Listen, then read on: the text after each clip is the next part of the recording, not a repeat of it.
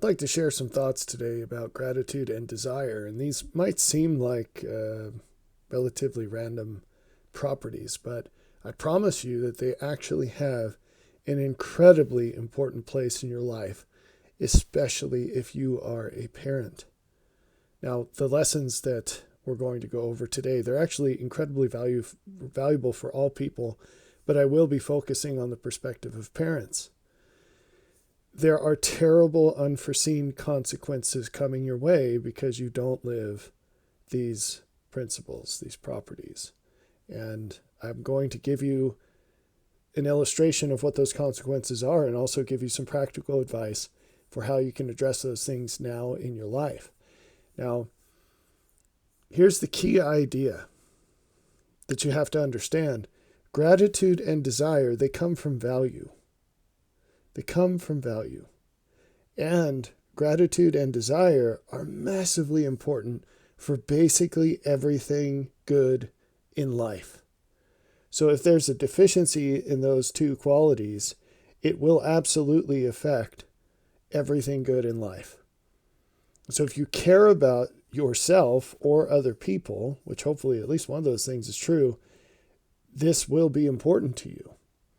So like I said, I'm going to be focusing on kids, but you can apply these same principles to yourself. Here's a little diagnostic to assess how grateful or ungrateful your kids are and how much desire they have or don't have. It's widely known that young people today have very little of both of these things. They're slothful, they are entitled, and they are much more of those things in prior generations. And later on, we're going to talk a little bit about why. But how do you assess this for your own children? Parents seem to have massive blind spots when it comes to their own kids. And maybe most of that's just because you don't want to admit it, but maybe you need some help in seeing it. So here's a way to assess desire. When your kid has to do something, how often do you have to ask them to do it? How involved do you have to be with a task in order for your child to accomplish it? Do you have to remind them 5,000 times? Do you have to intervene multiple times during the actual task to help them complete it? And you can see that this is such a problem that parents today frequently have to intervene with kids in their early 20s. And they're holding their hands on things that those kids should absolutely be driving themselves. You see, there's a huge difference between you having to actively interrupt your children to get them to progress on something and them driving something and coming to you with questions or requests, specific requests for help. Hey, Dad, I'm doing this thing. Hey, Mom, I'm doing this thing. I'm at this step where I'm not really sure what the next best step to do, how to handle the next step. What would you do? Or can you help me out? I did my best on this thing and it's obviously not good enough. What am I doing wrong? There's a big difference between that and you chasing someone down and basically caning them to take the next baby steps towards some outcome. And the main driving question here is, who is pushing these conversations about the future or the present? Who's the one doing the active thinking and taking the responsibility for your kid's life? Is it you or is it them? The responsibility for a kid's life can shift to the child at a very young age. Now, no one's talking about spoiling a toddler's life or something, but what we're saying is when a kid gets into very early teenage years, so 13 is the first teenage year, very early on, by modern standards, a kid ought to be the one most concerned about his or her future, not the parent. Now, that's not because the parent doesn't care. What I'm saying is that the kid should care so much that they care more than their parents do. And that's almost never the case today. And that's a huge problem. Because I don't care what kind of wonder parent you are, you can't do the same for all of your kids as they could do for themselves. And so maybe if you have one kid, You get away with that, I don't know. And you have nothing else to do. But it's a recipe for disaster if your strategy in life is basically to keep your children attached to your hip for the rest of your life. You will wear out long before your need goes away. So what's the test for assessing gratitude? Well, it's simple. How often do your kids say thank you? And then in a more detailed way, because there are kids out there who say thanks a lot and they have no idea what it actually costs. So how aware are your children of what you provide them and what it costs you? And for some shocking reason, kids today are freaking clueless. They're absolutely clueless. If I go up to a 17-year-old, a random 17-year-old, and I say, do you know how much your parents' car insurance costs? You know what they're going to say? No. Do you know how much your family's food bill is per month? No. Do you know how much your mortgage is per month? No. They have no idea. Why don't they know these things? Do you have any idea what the annual expenses are for maintenance on your home? No clue. Why? Because mommy and daddy just take care of it. They have no idea. So how is that kid supposed to have an accurate expectation of what life is going to cost them? They have no clue. And so whose fault is that? So if gratitude and desire, they come from value, the problem is a value problem. And so what is diminishing value? What is diminishing people's desire for what has worth, or gratitude for what has worth? Well, it's satiation. Everything's covered. There's no need. There's no want. Parents today, they think they're doing their kids a favor by providing every little thing that they could ever want. And what they're actually doing is poisoning their kids. They're peeing in the pool. And they're saying it's a good thing. And it's amazing because all you have to do is think like a half a step ahead of where you are right this second to see why this is such a huge problem. It's a very, very bad thing. And it's just one specific symptom of a general problem in society of looking at here and now as if it's the only thing that ever existed. And you're not looking towards the future of what the long-term impact of being a seemingly nice person does. It hurts people big time. You're wrapping such heavy chains around your kids that it's extremely unlikely they'll ever break out of them. You may as well shoot them up with heroin. That's what you're doing to your kids. That's how hard it is to break out of the chains that you're putting them in by giving them every little thing that they ever would have wanted. So here's a scripture in Luke 21:34, where the English translation of what the Lord said, it uses this interesting word, surfeit, which we don't ever use in modern English. It says, "Take heed to yourselves, lest at any time your hearts be overcharged with surfeiting and drunkenness and cares of this life, and so that day come upon you unawares." And it's talking about the day when the Lord returns. But there's a much more important application of that concept, which doesn't have to do with the second coming. It has to do with every moment of your life when you have the opportunity to do something better. That's a much better way of thinking about this phrase, when the Lord comes. It checks on what you're up to. And he tells us that the servants that are engaged in the master's work will be blessed. The people that are doing the best that they know will be blessed with opportunities for even better. But the people who are doing less than the best they know, they won't even see those opportunities. Or when they do see them, they'll underappreciate them and won't take advantage of them. The advice I'm giving you today is an example of this. One of the worst performing topics on this channel is advice for parents. You know why? It's not because it's not needed. So let's get back to the scripture. Take heed to yourselves, lest at any time your hearts be overcharged with surfeiting. Your heart is the center of your desire. And so what he's telling us is a key to understand what will inhibit our desire. Desire is very important. It's not a four-letter word. It doesn't only apply to sin. You can have desires for good or evil. And it's quite the opposite of we're not out to minimize our desires. We're out to increase them while pointing them to the best things. And if you don't do this, you're not going to make it, because life is really hard and it's getting harder.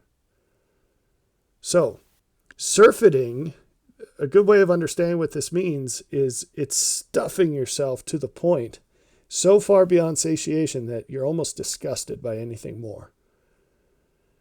And so think of how you feel after the last time you went to an all-you-can-eat buffet. That's surfeiting, okay? What's drunkenness? It's an insensibility. It's when you intentionally dull your senses by doing what feels good in the moment, right? Now, you can get drunk off of alcohol, but this is talking about something that's just one specific instance of the general idea. This is talking about the general idea. So there are a lot of Christians out there who don't drink alcohol, or they only drink it sparingly. But there are also a lot of Christians who walk around in complete drunkenness because they constantly engage in things that feel good right now that completely numb them to what's best long term. And then there's the cares of this life. I think you can figure that one out. Okay? So what happens is the opportunity to do better things, it comes upon you unawares. You don't notice it. If you do notice it, maybe like surfeiting with extra food, you're actually disgusted by it. It's not something that you're happy about or that you're looking for. And then with the drunkenness, maybe you don't even perceive it. Okay, so what, in this case, with gratitude and desire, what consequences are going to come upon you unawares? Well, whether you have kids or not, if you live long enough and you have this problem, this ubiquitous, universal problem of insufficient gratitude and desire, you're going to come to a point, if you live long enough, where you are full of regret for having wasted an entire life without pursuing the things of greatest value. You'll look back and you'll see the tick marks of the cares of this life. You'll see the tick marks of surfeiting, however that looks for you. Maybe it's, oh, well, I had a nice car my whole life. Or, well, my family went on vacations. Oh, I have a nice home. Oh, I had a good career. Oh, I did all the things each year. And yet you'll find yourself empty of meaning and value in life. You'll be miserable, bitter, regretful. What about your kids? So if you do have kids, or you're going to have kids, and you put your canoe in the river and float it downstream the same way everyone else does, your kids are going to be poor. I should put fat on here too. They're going to be fat. They're going to be unmarried, or they'll be married to people that you don't want to be around. They're not going to have kids, so you won't have any grandkids. But if you do, they're going to be grandkids you don't want to be around. That's the path of the world today. And you don't have to be a prophet to see this. Look around. You don't even need a crystal ball. You just need an eyeball. Just one will do. You don't need depth perception to figure this out. Okay? So how are you going to break that pattern? How are you going to get out of that and obtain something better? Well, in order to figure that out, first we have to dig deeper into where this is coming from. So let's look at modern boys and why they lack gratitude and desire. How are the sources of value surfeited today? Now, this is not an exhaustive list, and we're going to do girls too, and that's not an exhaustive list, but it'll get you an idea, and then you can take some time and dig down into your life and figure out what things you can improve. The main sources of value in a young boy, a teenage boy, are the desire for sex, the need to work, and the desire for family. Boys have these desires for the most part. Sometimes family is optional. And maybe if the kid's super low T, he doesn't have a sex drive. And that actually, for boys, that is an increasing problem. And I've spoken about that. And people don't take it seriously. Hey, fine, whatever. You're going to see. You're going to see. So, and I'll take a second here to say, the blessing and curse of being right about these things, I don't have to convince you. It's true. What I'm trying to do is save you from the consequences of living contrary to this truth. So if you don't take it seriously, fine, whatever. In the end, you're going to find out I was right. The question is, how are you going to feel about it? If you listened, you're going to feel good. You're going to be very glad that you dodged a bullet that hit everyone else you know. And if you don't listen, you're going to find out I was right and be miserable because someone told you. Someone told you years before it mattered in some cases. And you didn't listen. Oh well, too late. Okay, so let's go down this list. So, boys and sex drive, how is that getting destroyed? Well, I mentioned low T, that should be on the list. Okay, it's not, but it should be. Women today have unrealistic standards of men. And you can look this up. There are studies that have been done. To put it into a bullet point, 80% of women believe they're above average, and they believe that 80% of men are below average. Okay? So it's harder and harder for a guy to get the attention of women. These aren't ordered, by the way, to avoid an unfair criticism. I'm sure someone would try to levy against me. Okay, then there's porn. Porn, obviously a lot could be said about pornography. Porn is a great example of something where you take something that could be desirable, and it's this stripped out version.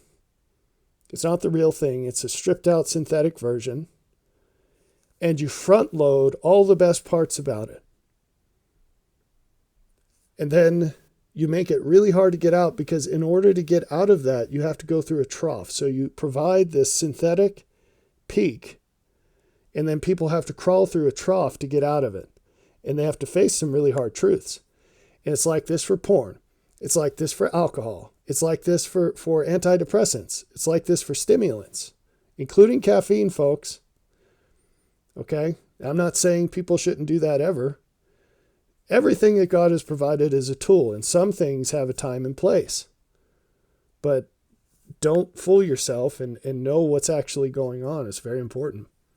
Anyway, so with guys today, with young men, with teens, say, for people in their young 20s, you've got the price of the real thing has gone through the roof, to the point where in most cases it's not worth it. The juice isn't worth the squeeze. And then someone holds up this synthetic thing and says, well, this is really cheap. It's not the same, but it's really cheap. And of course, that's pulling off tons of people. And you mix that with the overlay of lower testosterone. And for some guys, that's going to be enough.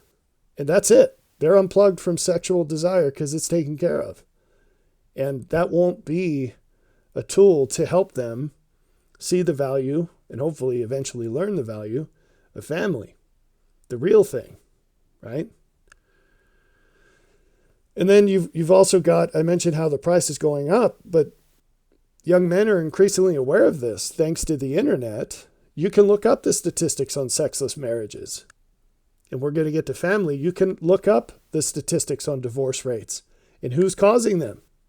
And why? And what happens to the guy when it happens? This is absolutely, predominantly one-sided. And it's not the guys who are doing it.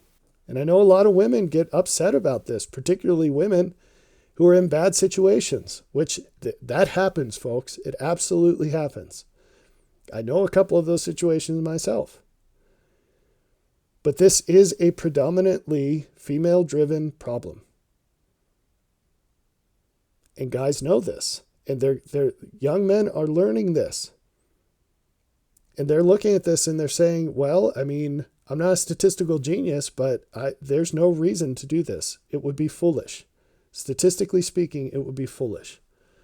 Okay? So we've kind of jumped to the punchline on family. And now let's talk about work. Oh, sorry, I left off one thing with sex drive, SSRIs, antidepressants. They will nuke your sex drive. And so if you're a parent and you've decided to band-aid your kids' quote mental health issues by giving them pills instead of making harder choices in life and directing them towards things that are a much better idea, I'm not a medical doctor. I'm a different kind of doctor, but I can tell you it seems abundantly stupid to me to put someone on drugs for depression when one of the number one side effects of said drugs is depression. So maybe there's a better solution out there, right? Maybe it's worth looking. And I would say that one of the best, according to peer-reviewed research, the best treatment for depression and anxiety is exercise. So that's easy. Start there. It's the easiest thing in the world. Instead of giving your kids pills, work out with them. And if you're an average parent, you probably need some exercise too, right? So start there. Lead by example. But there are other more involved interventions that you could do that would have abundant positive outcomes for other reasons too. Like maybe they shouldn't be in public school. Maybe you should homeschool them. Maybe you should live in a place where you're not surrounded by a bunch of idiots. Go out to the rural areas. And obviously these things have much greater levels of expense and involvement, but if something terrible were to happen to your kid, I guarantee you would wish that you had done it. So why not just do it now and avoid the terrible thing, right? Now, if you're doing all that you can, you're doing all that you can. But let's move on to work. Almost no young people work today. Oh, it's not hard to find them in all kinds of after-school programs and church events. They're going to lacrosse camps over the summer and all kinds of nonsense that will have almost zero positive effect in their lives and a whole ton of negative effects, most likely. But parents can't be bothered to tell their kids to get a job. And that's true for boys and girls. So they're not working and saving money. They're not gaining an idea of how hard it is to earn $1 and to keep it. You know what one of the most powerful lessons for a young person to experience is to get their first paycheck and look at how much the government takes, or to file their taxes for the first time. That's a powerful experience. There are a lot of life lessons there. So we live in a time where it's increasingly difficult to earn a living wage. Inflation is running rampant, and the opportunities are getting thin. It's harder and harder to earn what you have to be able to afford a home and a family. So you don't gain an appreciation for that if you're not working as a teen, okay? It's a delayed lesson that they might not have any clue until they got their degree in social work and realized that they just spent 6 years, let's say they get a master's degree, they're over $100,000 in debt to make the median wage, when it takes 3 times that to afford a home today, let alone children, let alone a stay-at-home mom for a wife.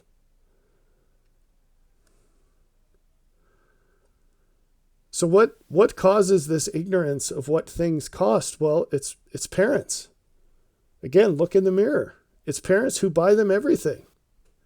And then they know that they'll be able to live at home for free for as long as they want. In fact, their mom will probably encourage them to stay.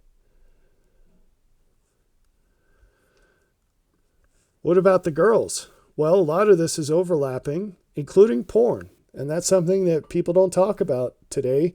Porn is no longer a male problem. There are tons and tons of ladies addicted to porn. But they're also addicted to a bunch of other stuff like social media. Now, I have social media under sex. So believe it or not, young women do have a sex drive, okay? That's something that no one really talks about, but it's a thing. But it works differently than the one that men have, and it doesn't last as long as the one that men have. That's another thing you're not going to hear, but it's true. And again, there's peer-reviewed research on this one too. So one of the diverse set of things that influences female sex drive is that whereas male sex drive is much simpler, folks, it's much simpler. But for the ladies, they desire attention from men. And so it's not just strictly physical. And they get this in heaps from social media. If your daughter has an Instagram account, you should make her delete it. Period, full stop, end of story. Kids, in general, kids should not be on social media. Look at the peer-reviewed research. This is not some extreme religious fundamentalist view. This is a secular scientific perspective. Social media is extremely harmful for mental health in teens. I'd say for everybody, but especially in teenagers, and especially for people younger than that. If your kid has a cell phone, you're crazy. Okay? Now, some people, they have found out these phones that they don't have access to the internet, or it's locked down and you can only do certain things. Okay, fine, whatever. Right? But why on earth? I mean, so most parents, they wouldn't leave a gun hanging out around their house. They sure as heck wouldn't hand a gun to a kid who has no ability, no training yet on how to be responsible with that. This is worse than that. Okay, this is worse than that. So please have some common sense with that. And then there's dating apps, which is this mix between the two. So mostly dating apps are a big trap for 18 and overs. And I'm pointing specifically to the women. So in case you're uninitiated and you don't know the score here, what happens is, since the advent of Tinder, you've got this huge class of women who have no problem being promiscuous. And instead of holding down a boyfriend and marching towards marriage, what they'll do is they'll sign up for these dating apps like Tinder. And then when they're in the mood, they'll just jump on and scroll through the hundreds of guys who have expressed interest in them. And they'll pick the most attractive one and then go sleep with that guy for the night. This is a very common practice, okay? This is going to be offensive to people, but this is actually what's happening. This is the world today. You need to know this. Because this influences so many things that affect your kids, even if your kids aren't like this. This is what has caused, this is one of the principal components of what has caused the modern dating scene for men and women. So, and then if they don't want to go that far, they can at least just scroll through their Tinder and they say, well, I have 700 people expressing interest in me. That makes me attractive. That makes me valuable. And it artificially boosts their self-esteem and their self-worth. And this is one of the fundamental reasons why every young lady today thinks she's an 8 or higher on the 10 scale. And again, that's not my opinion. This is statistical. You can look it up. So it's driving dissatisfaction, a lack of gratitude in these young ladies. It used to be that, people go on and on about, oh, well, everything's not based on looks. There's more value to a woman than her looks. I couldn't agree more. But here's one of the big problems with that.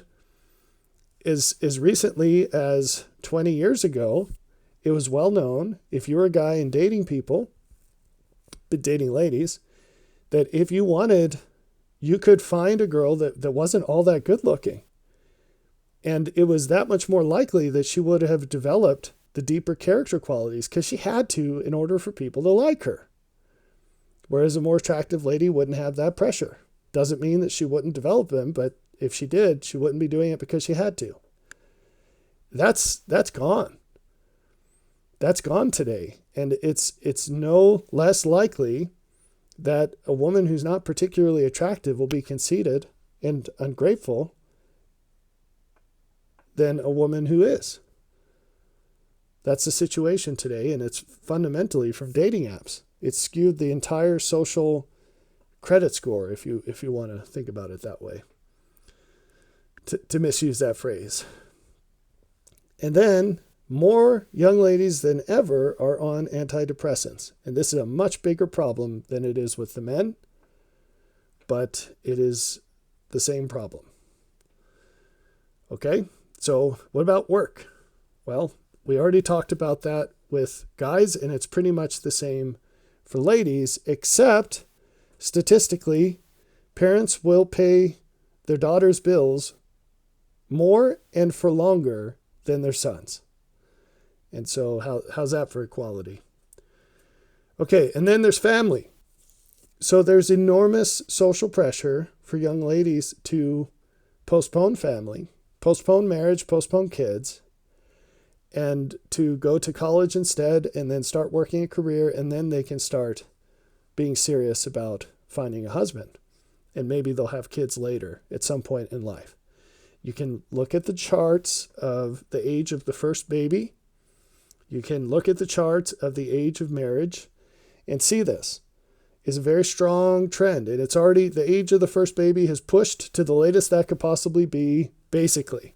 So we're in the end game there. So beyond the social pressure, the fact is it's a very tantalizing offer to tell a young woman, hey, you've gotten pretty good at getting good grades in school. And you've discovered that that's way easier than anything else in life. How would you like to just keep doing that for another 4 years, maybe 6? And by the way, Daddy will pay for it. Daddy and Uncle Sam will pay for it.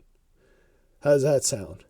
Oh yeah, and usually, again, this is more, hopefully girls in the world and not in Christianity, but it's a nonstop party.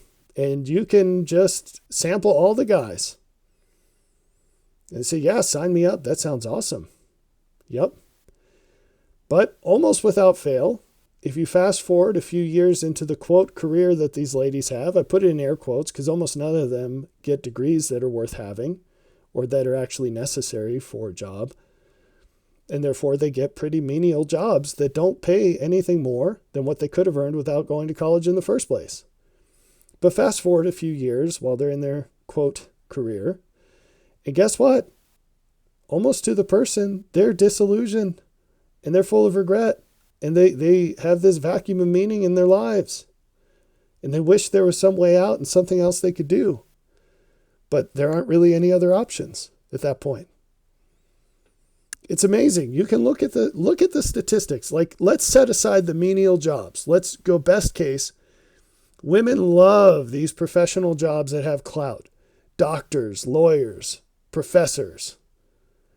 And all of those fields have adopted this psychotic mentality of trying to push more than 50% of their people being women. Go talk to those people. You don't even have to talk to them. Look up the statistics of what percentage of female doctors continue practicing 10 years after graduating from med school. How many of them are working full-time still? Do the same for lawyers. You know what you're going to find? Do the same for chemists.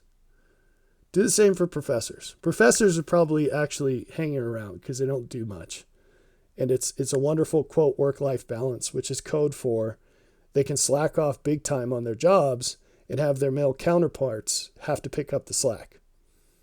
Okay? But that doesn't fly in other jobs more linked to actual production and customers. So what you'll find is they quit their jobs, or they switch to part-time, or they take roles that are less intense and pay less. Why? Because the juice isn't worth the squeeze. They could have exercised 2 brain cells worth of intelligence and looked at the statistics before they spent the prime years of their life wasting away in some degree program that they weren't really going to use, that wouldn't make them happy. But no, they had to take the easy route. It felt good while they were there. Doesn't matter. And those women will always live in the rearview mirror. They will always look back to the good old days when they were living in this fantasy world of fake reality, where they got dopamine hits every day because they were young and pretty and getting A's in their classes and getting this degree, and there was always something exciting to look forward to. And that road runs out. And they will not value normal life because they've been juiced up with fake stuff their whole youth. And it didn't start at college. It started with daddy and mommy at home when they gave this poor girl every single thing she could ever want.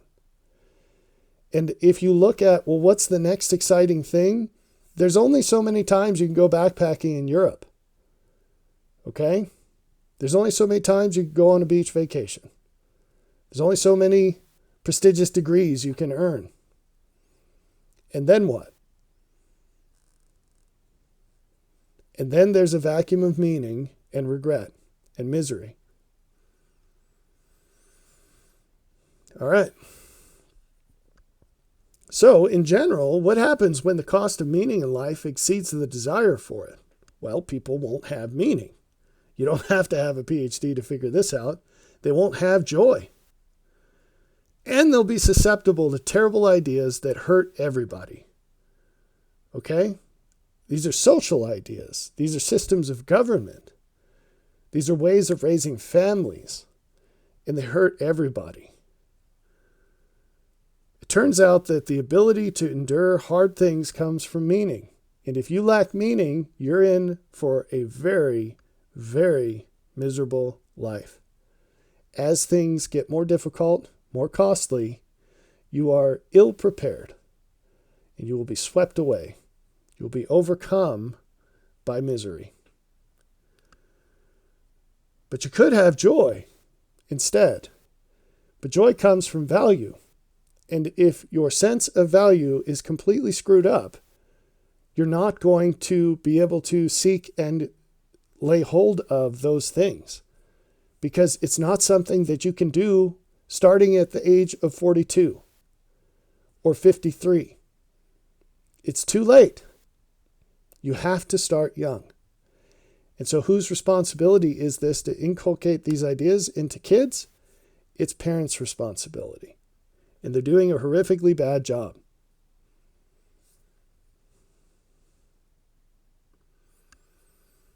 So what happens when the cost of meaning in life exceeds the gratitude that people have for it? Well, the long and short of it is men stop having kids with women. That's basically the principal source of meaning in life is family. And it's not the only source, but that's the main one. And so this is very bad. As things get more expensive, the people that don't think they're worth it aren't going to do them. And we're already at a point where traditional marriage and children is way more expensive than can be justified for a high quality man. Now, that's not me arguing that they shouldn't do it. That's me recognizing that it's an incredibly difficult sell today. I wouldn't want that job if I was paid by commission to convince high quality men to marry and have kids. I would not want that job. You'd make more flipping burgers. It's a very hard thing to convince high quality men to do today. And it's increasingly difficult for women to do what it takes to find high quality men. Now, why is it directional like that? If you've watched any of my videos, you already know this, but today it's almost impossible for a high quality man to find a high quality woman. It's much easier the other way. And this is because the things that make a man high quality make him more visible, and the things that make a woman high quality make her less visible. That's the long and short of it. But if you think that the price of a high quality man is just rolling out of bed as a woman and being basically average in every way, boy, you're in for a rude awakening. Because you're going to be a spinster. That's all there is to it. Or you're going to marry a low quality man. So what's the result of all of this? Well, no marriage, no grandkids, and a whole lot of misery for a whole lot of people. That's the result. So how do we fix it? That's all pretty negative, huh? But here's the positive. You got to show the problem in order for people to value the solution. So here's how you mitigate the problem. It's not something you can stop. It's not something you can fix, but you can mitigate it. You can make it as unlikely as possible. It's pretty simple. You teach your kids what has value and what doesn't. Now, I say it's simple. It's not easy because there's going to be resistance. And probably the greatest resistance will come from your spouse. If you try to do these things, your spouse will probably resist you. It's like Jesus said, a man's greatest foes are those in his own house. That tends to be true. Well, you expose your kids to life. That's how you teach them what has value and what doesn't. Okay? Let me back up a half a step. It's up to you to decide if it's worth offending your spouse in order to save your kids. That's up to you to decide. This looks differently for men and women. There are different persuasion techniques for the genders, but it's definitely worth doing what is appropriate to try to save your kids, because this really will either set them on a course for a better life than any of their peers, or if you don't do it, they will succumb to equally miserable lives as their peers. And so it's probably not worth sparing the feelings of your spouse to trash the life of your kids. Your spouse already made his or her choice. Your kids still have hope for something better. Okay, so you expose your kids to life. So the first thing on my list here, this is not ordered, but I think this is important. Share your mistakes with them. Very few parents sit down with their kids and say, you know what I wish I would have done differently in life? And this is a hallmark of good mentors. They're not afraid to show their scars. And they care more about the person they're helping than they do their own reputation or clout or whatever. This is particularly important with women. And they're the ones who are least likely to do it. Guys are much more willing to sit down and say, hey, you know what I wish I had done? I picked this career, it was a dumb choice, or it was a really good choice, but it wouldn't work today, and here's why. Now, more men need to do that. More men need to do that. And there is actually an epidemic of dads who are smoking crack and thinking that their kids can pursue the same path they did and get the same result. It's unbelievable, and it's so painful to see. But that being said, women are way less likely to sit their kids down and say, hey, here are some regrets I have and things I would have done differently. Now, an elephant in the room here, which is not something people want to hear, is if you really want to help your kids and you married a doofus, one of the most important things you can do is say, I regret marrying your dad or your mom. Now, that's going to be hugely offensive for a lot of people to hear. And there's a tactful way of saying this.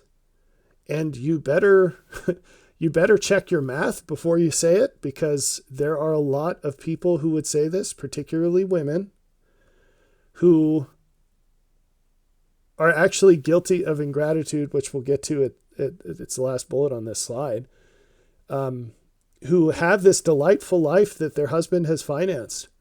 And yet they complain and say, oh, it's not good enough. There's something better. I could have had better. And so I definitely would caution you with this, but and you shouldn't be throwing your spouse under the bus, but it is a realistic, and you shouldn't say things behind people's back. If you're going to say this to your kids, have the conversation with your spouse first. And if you're not willing to do that, then you shouldn't say it to your kids. But anyway, in many, many cases, a spouse regrets marrying the person that they did. And what a wonderful opportunity to prevent your kid from going through the misery you have by saying, look, here's why I wish I hadn't married your mom, or here's why I wish I hadn't married your dad. If I had to do it again, these would be my standards. Okay, so that we probably lost a bunch of people with that. We're going to see the views dip on the statistics. Oh well, it needs to be said. Look, who do you think you're helping by just hiding reality? You're not helping your spouse. If it's true, it's true. And by the way, they probably already know that. You probably make it abundantly obvious to them. But again, it's you have the opportunity to save your kids from the misery that you've experienced. What do you care about more? The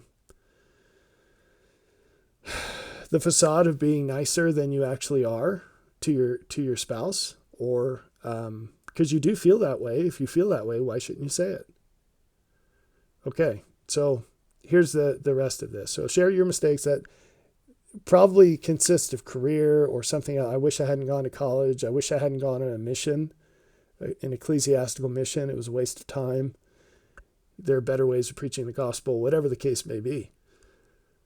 Show them your bills and your budgets.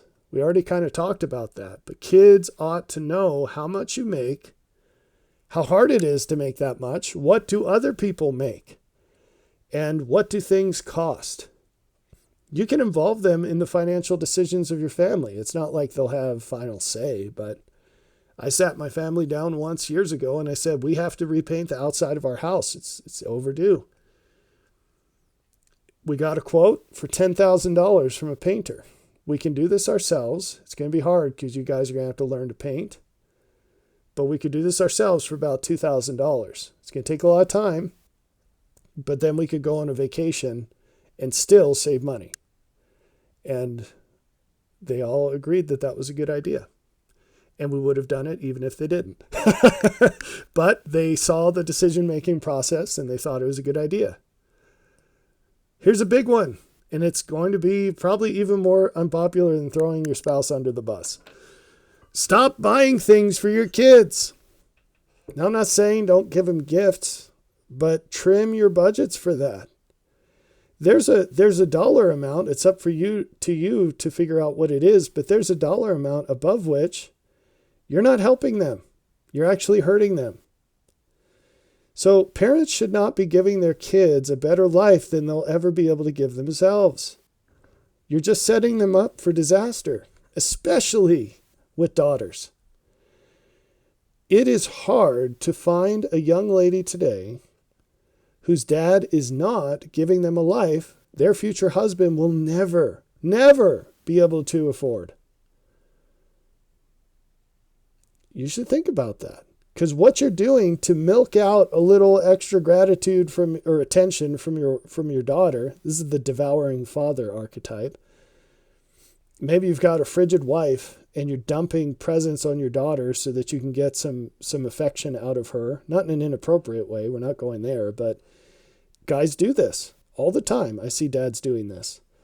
And they just buy their daughters whatever she wants and just praising her all the time and blah, blah, blah, blah, blah. What's going to happen when she gets married?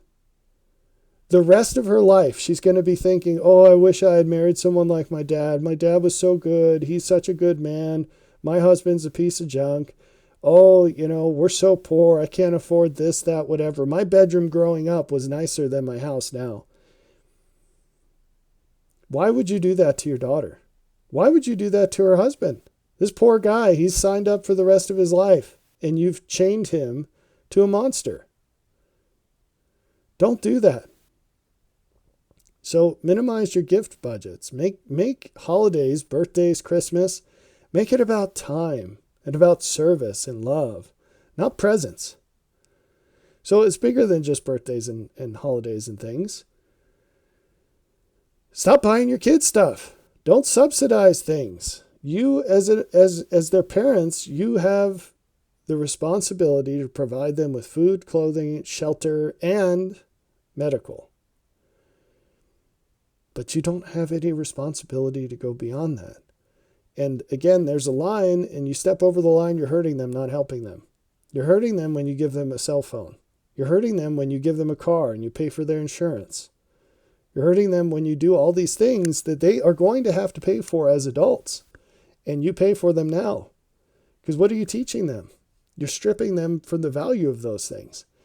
And you're subsidizing bad decisions.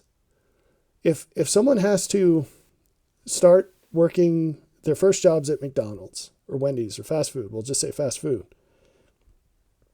and they see how much of their check goes to car insurance and fuel and car, guess what?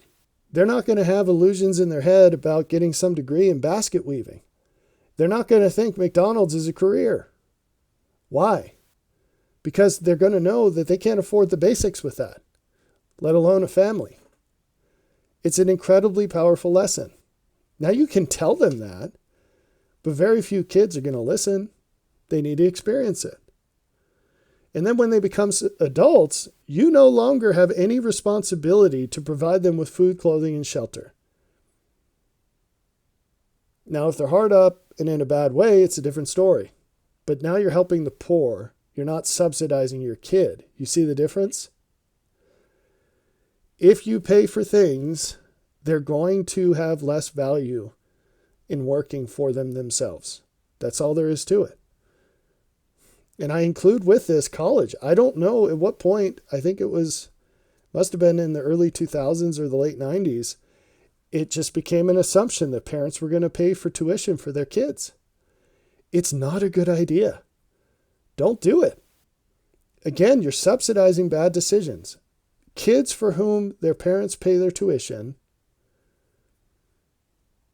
they choose dumb majors. Not uniformly, but almost always. And don't co-sign their loans. Get them to do all that stuff themselves. In the short term, you'll feel like you're being a really mean person, and they might think you're being mean too. But in the long term, you're helping them. It's a much greater contribution. Now, don't spring this on them. Tell them early and often, hey, when you turn this age, I'm not paying for this anymore. When you turn that age, I'm not paying for this anymore. If you want to be at home after you're this age, you're going to be paying rent. And here's how much it's going to be. And it's going to go up by this much per year. If they see it coming, they have time to make a plan, and you can help them make a plan. And if they refuse, it's not your fault. You kick them out. They have to sort it out themselves. Nothing will increase the desire to get a job like staying in a homeless shelter for a night. All right. So I think it's very important to make a kid, it shouldn't be an option, get a job as early as they're legally able to work. It doesn't mean they have to work 80 hours a week, which is illegal anyway for a kid that young. But it amazes me how many parents have their kids in after-school programs and summer camps, and these kids don't work at all. I do not understand the ranking there. So what are they going to get out of high school sports, let alone middle school or elementary school? Which, if they're too young to work, okay, what else are they going to do with their time? But it's still better spent learning how to code or practicing math or something, getting ahead in school. If you homeschool a kid, it's not hard for that kid to graduate when they're 15 from high school and know more than most high school graduates do. It's not hard. But anyway, once they're old enough to legally work, I don't know the math that suggests that they should do sports instead of have a job. What do they get out of sports at that age? You say, well, exercise. I've had parents tell me, well, I want my kid to be fit. I said, for right now or for life? Because you're picking for right now. If it's for life, then buy yourself a set of dumbbells. They have those combined dial in the weight, so it's just a really minor footprint. It's just two dumbbells with adjustable weight, and buy yourself a set of dumbbells and teach them how to lift weights at home. Because guess what? They can't play field hockey when they're a mom. They can't play soccer when they have a full-time job. So guess what? Their idea of fitness is playing games, and when they don't have time to play games, they're going to get fat. You're making it worse, not better. So it's better for them to spend that time working, earning money, paying for the things that they want, seeing how expensive they are, saving money for the future, getting themselves a car that they pay for themselves, and so on and so forth. And then, I've made many videos on this, and you'll find it in the book, Joy on Purpose. Help them build a life plan towards what they want. You're supposed to be teaching them what has value and what doesn't. What does life cost? What are the options? What are the costs and benefits? Almost no parents do that today. And y'all wonder why your kids end up complete losers. It's not a mystery. It's what you chose. You know, kids have their agency and they can choose what they want to do and not do. But it's pretty uniform, folks. These aren't duds that you did everything you could and they just chose that path. For the most part, this is engineered failure. Okay? So finally, I told you this point was coming. Show them gratitude by example. And I'm not pulling punches here. We're too late in the game. Men tend to do a much better job with this than women. If you take an average Christian man, he's overflowing with expressions of gratitude towards his wife. If you take an average Christian woman, is the opposite true? It's absolutely, positively not true. Because I said today, to be successful, a man has to make about 3 times the median wage to be able to afford a house, if he's buying it today, with the cost of homes and interest rates, cost of food, be able to afford kids, health insurance runs over $30,000 a year today. But Christian wives have not increased their gratitude. They've decreased it, not increased it. They assume that they're entitled to all those things, that a man just has to provide and that's his contribution. Ask them what their contribution is, and they probably won't have a ready answer, but that's just the way it is. Well, that's not good enough. And if that's your attitude, guess what you're teaching your daughters and your sons? You're teaching your sons that it is absolutely positively not worth it to marry a woman because she'll be entitled and like his mom and just think that she deserves everything. And you're teaching your daughters to be like you too. And they won't get married unless they're just super lucky and they fall in the butter. But as a strategy, hope is not a strategy. And getting lucky is not a strategy. A strategy for finding a high-quality man includes being extremely grateful for what high-quality men do and recognizing that they are doing more than 80% of other men, if not 90%. You ask your average Christian stay-at-home mom what percentage of the population, of the male population, earns enough and is willing to support a stay-at-home mom and to finance as many kids as she wants to have. There's statistics for the first half of that at least. The second half would be fewer. And you might be shocked at how small that percentage is. And it's shrinking every year as the cost of everything goes up. But you talk to your average stay-at-home mom Christian, and she just acts like of course that's what she has. Why would she have anything less? She deserves it. That's not something to be grateful for. It's just something everyone should be able to do.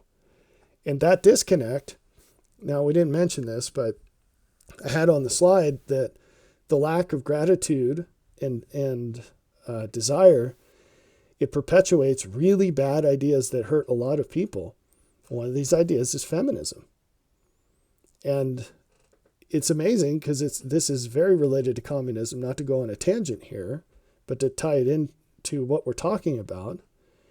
When you hear people say, oh, minimum wage has to be higher because people have a right to afford to live, people have a right to health care.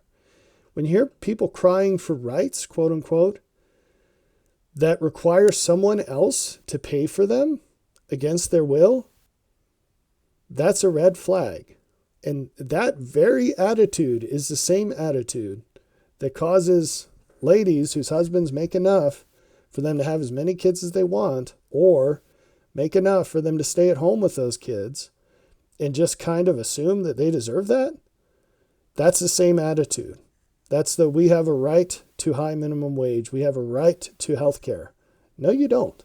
You have no rights that require someone else to pay for it.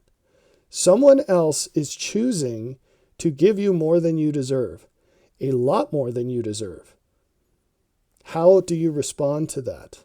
And that's the crux of everything we're talking about here. Now, zooming out from married ladies or young ladies, and including these young men as well, parents, you have to stop spoiling your kids. You have to stop giving them things that they're not grateful for. And how do you measure that gratitude? We talked about it. Don't raise your kids in a way that robs them of their incentive to become good people. That's the moral of the story.